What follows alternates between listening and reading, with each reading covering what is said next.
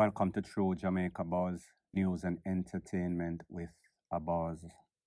This one is called Tough Talk from a man that has nothing but tough talk. No sorts of action back at that. I am speaking about your Prime Minister Andrew Holness. I am speaking about your Security Minister. I am speaking about your Commissioner. I am speaking about just about any and everybody that has anything to do with keeping Jamaica and Jamaicans safe. All we've heard is all sorts of plans that them have, all sorts of promises of safety. However, like they say, a promise is a comfort to a fool. They're not going to be able to draw the wool over our eyes forever. However, we see your Prime Minister, since the government, United States, Mr. Trump decided that he's going to do mass deportation starting from day one, hit the ground running. A couple of days ago, at least 50-something deportees came back to Jamaica. Out of those 50-something deportees, at least 2 of them are criminal elements known. One of them is a son of ZEEKS, Farmer Dan from Matches Lane. The next one is called Christopher Tingle, part of the Ratbat gang from out of Arnett Gardens. He is back. Zeke's son is back. What is going to happen? Yet to be determined. I'll tell you in a minute. So we saw that your Prime Minister, he came out and he made some tough talk. Listen, if una think say una come to Jamaica and turn the place upside down, the Jamaica that you left 10, 5, 20 years ago, it is not the same Jamaica. So keep your criminal intentions to yourself. Dirty Jankro, una go look a walk, or una go end up down at the workhouse or the DEAD house. You're going to either meet the judge or meet your maker. Well, people, we've heard this all before. I am going to let you hear a couple of voice notes from a news article in which Mr. Andrew Holness, SSP Samuels, and a next man known as Spence, he is from Gulf. Gulf is in Montego Bay. He is part of that church group, mediator that is trying to keep peace in a Gulf in a St. James. So people, listen to your Prime Minister, listen to the SSP Samuels, and listen to Mr. Spence, exactly what they have to say about Jamaica on a whole as it pertains to the Prime Minister, Samuels as it pertains to Montego Bay, St. James, and then Mr. Spence as it pertains to Gulf, which is in Montego Bay, St. James. And then I'll give my piece. For those Jamaicans who intend to come back with crime and violence to undermine what we have been building here, let me be clear to you that this is not the Jamaica that you left 10 or 20 years ago. It is not the JCF that you left 10 or 20 years ago. You will either meet a judge or your maker if you come back to Jamaica and violate our laws and create havoc. I know that there are many who will be returning to Jamaica, coming back to lovely communities like these, rural areas like these, and they may attempt to set up gangs, get involved in scamming, and undermine the values of the communities that they return to. We will not tolerate that. So looking at the persons who are coming, if they are wanted, because you have some persons who may be wanted and they run off to the States. So we are ensuring that the case files are prepared so that as soon as they are back, they can be properly charged and placed before the court. Excellent. So we are ensuring that as soon as we get the information of persons who are coming back who are on our wanted list, we will definitely have those case files ready. So that's very important. So persons who ran away from Jamaica believing that they escaped justice and are being deported back here but are wanted here, you are preparing your case files. We're making the space for them. You're making the space for them. Very good. What we have also done is increase our footprint on the ground. So within the communities, within the streets, we have far more police officers working. We're ensuring that we do a lot of stop and search to our national coordinated roadblocks that takes place right across the country. But indeed in St. James, it's a staple that whether or not it is mandated, we ensure that it is done because we realize that keeping the criminals out of the loop in terms of their ability to move makes it easier for us to fully police the space. And we're still on track for below 100. We are indeed ensuring that St. James becomes that place that nobody will want to call the most murderous. And whether it is that we have a threat of persons coming back, we're ensuring that we put the strategies in place to ensure that it does not happen. Most churches have start back their services. You know, churches down at where we call that area the Gulf, but it's now with Gardens. Mm-hmm. Those churches have services up to 11 in the night, 10, 11. And one time they could not do that? No, that street that they were on, they was never dare to do that. They would have to be shutting doors and running all over the place. And now they are having service almost 3-4 times for the week. And even on this side, they have service not every night, but at least 2 or 3 times per night, per week. You would find them having service. So the church, I'm sure, a sigh of relief. So people, you heard what your tough talking Prime Minister had to say. Just remember, this was the same person that told us that if and when he wins, and he won, Jamaica is going to be safe. You can't sleep with the windows and doors open. Well, you could sleep with the windows and door open if you want to lose your life. This is the same Prime Minister that told us that with the states of public emergency, everything is going to be A-OK. Things are going to change. They are going to clamp down on criminal elements in Jamaica. The same Prime Minister that told us or made that statement before declaration, meet the judge or meet Jamaica. Well, we see some people been meeting judges and some people been meeting their makers. But we did not meet the objective, meaning that criminality did not cease. So you heard from the Prime Minister sending out a serious warning. Things change. You never know it's a life hard. After you get deported, this is what is going to happen. When you reach a Jamrock, we are going to check you. We're going to do background check on the criminal elements. We're going to make sure that we monitor wherever these deportees are going, the neighborhoods in which they are going. People, that is tough talk, but the reality is that Jamaican police, top-ranking police, commissioner, them not really do investigation. Here is exactly what is going to happen. They are going to get whatever money it is said that is paid from United States in promise that they make these people get a easy transition back in a society, get them documentation, be progressive people in a society. They are going to drop off these people close to Bellevue or whoever a family member have place to stay or pick them up. The criminals that are wanted from Interpol, meaning that they were wanted before they left Jamaica, them skip bail, abscond bail, runway, and then them get in trouble again like criminals always do. You know, in America, them not run you down. Them just make you run into them or run into the system. That is what happened with a lot of these criminal elements. Some of them were busted, but in most part, them just running at the police. Unfortunate luck, you can call it. So the Prime Minister make a whole bunch of talk and then trickle down to SSP Samuels, saying that whenever these criminal elements, the ones that we know, we are going to check them background. The ones that we don't know, we are going to monitor them. Make sure that we keep an eye on them like the Jamaica eye that has not been working. People, the thing is that when we hear these people talk, they lack the ability, the willingness. I would not even say the resources. They just don't invest in criminal. They don't have any sorts of crime fighting strategy. So therefore, promise from Andrew Holness trickle down to Samuels about Montego Bay, what they are going to do and keep it calm in a Montego Bay. The same thing when you hear the pastor man talk, Mr. Spence, saying that for a couple of months now, golf in a Montego Bay has been safe.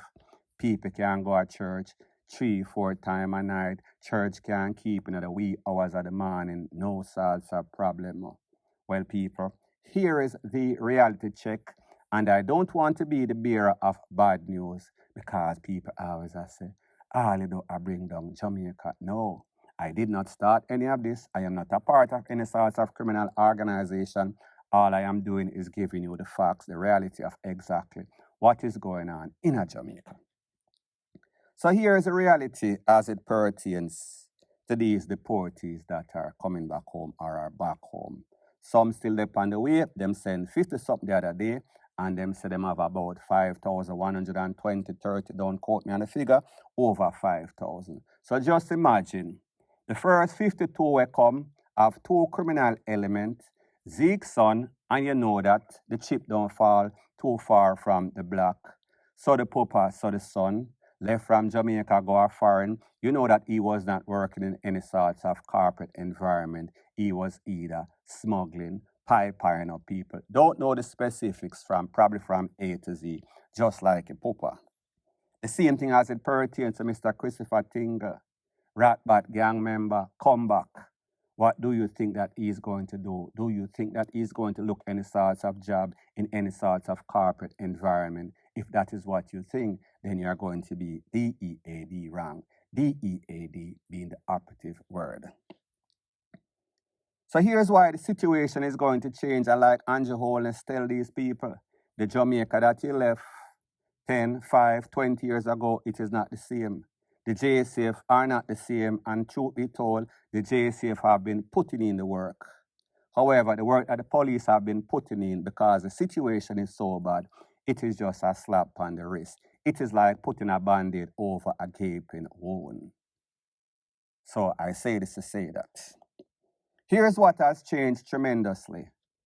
The mindset of the criminal elements, the gang members in these places. When these deportees come back like Mr. Tingle and him feel like him a come run the place, don't know if him come back with no money, don't know if ZEEKS son come back with no money. Money in Jamaica, especially in gangs, especially in garrison, is power. It can move mountains, it can move a lot of people from life to the afterlife. So we can expect chaos and catastrophe. What makes it worse, the people that they are coming back to now, most of these persons are lone wolf. These people cannot be governed. These people cannot be spoken to. So you know what happens when two immovable objects meet. Something has to give. Somebody's life is going to be gone. Our lives are going to be gone. What makes this worse? Here's a reality check that Mr. Andrew Holness does not realize. Where once these criminal elements could come to Jamaica and them can run away, go across the border through Mexico, go across the border through Bahamas, Bimini, Nassau, Freeport, jump on one of those boats and end up in South Florida. Wherein people could get passports, not in their names, but family members or friends' name, them can buy out PICA, passport, immigration, customs, wherever it name. All of that has changed, and I am going to explain why it has changed. There's one option, all is not lost. If you have your money, you could go on one of those smuggling boats that goes to the Bahamas, and then from the Bahamas, you can hit back South Florida. And I am not teaching anybody. This is common sense from people that is on the street. Obviously, this is not the typical type of blogger. We know exactly where I'm going. So here's what is going on in Wagwan. When it comes to Mexico, you saw that since Mr. Trump was sworn in, inauguration, you saw that he is working on the border. You see the fence, them, you see the barbed wire, you see everything. So therefore, this are pretty much lock off right now. Lock off for the immediate future, lock off probably forever, and people all is not daunted. Where there is a will, there is a way. Smugglers are very ingenious, so therefore I just say. However, the average typical person is not going to be able to cross that border because of steps that Mr. Trump has implemented. Thanks to you, jackasses that voted for him. Not to say that I am encouraging anybody to screech across the border, but me just say, this is what you all voted for. This is what he promised you. When it comes to the Bahamas, here's the thing about Bahamas again now. In the last couple of years, The Bahamas is linking with America. They've been linking with America because, you don't need any sort of visa to go from Bahamas to America. You're checking the Bahamas, actually, sorry. But you don't need a visa being a Bahamian citizen. Whenever anybody gets deported from most Caribbean islands, specifically Jamaica, because you have the biggest sets of criminals, that list is sent to the Bahamas. If and when you go to Jamaica, get your documentation, waste your plane fare to go to Bahamas, whether Nassau, Freeport, Bimini, whichever one. Well, there's no flight leaving from Jamaica to Bimini, to Nassau. Caribbean Airlines are one of them airlines.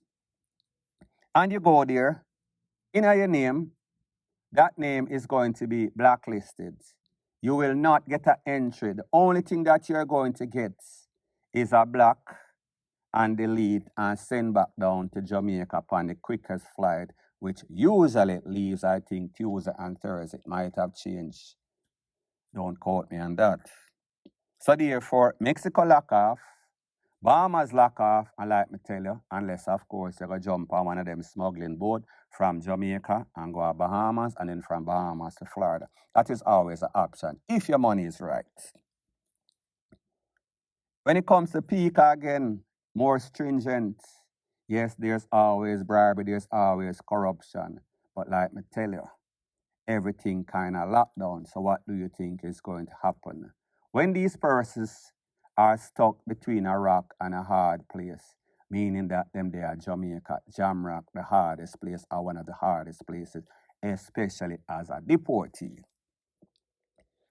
These people, when them come back, them so used to the Gucci, the Versace, them so used to the Benz, them so used to the Beamer, them so used to the Range Rover, them so used to the flashy car, the flashy girl, the fast life.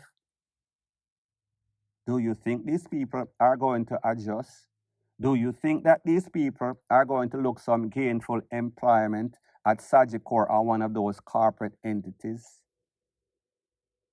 What do you think that they are going to do? You think that they are going to die like a dog, or they are going to try to live like a man? Die or try or die, live or die trying, whatever the saying goes.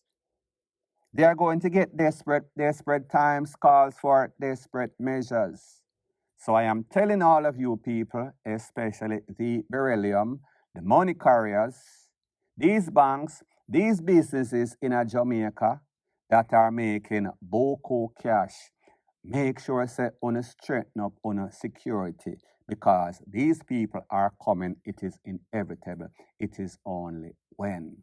For sure they are. So therefore, take my word for it.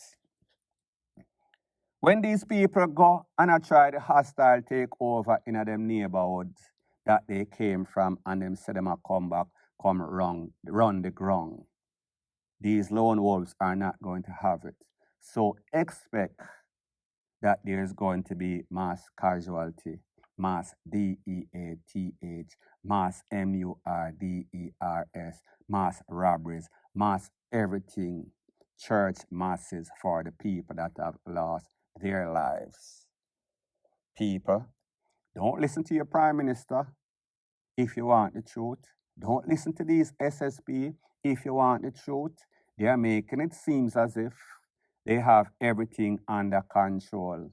If these people cannot monitor the people that are in Jamaica, if they cannot do their job in a satisfactory way to keep anybody safe and secure, if them can monitor or find Mr. Tickman when he was walking right in their own presence, if them can find him, if them can monitor him, if them can find other DONS that they've been looking for years, how are they going to put strategies into play for monitor these people?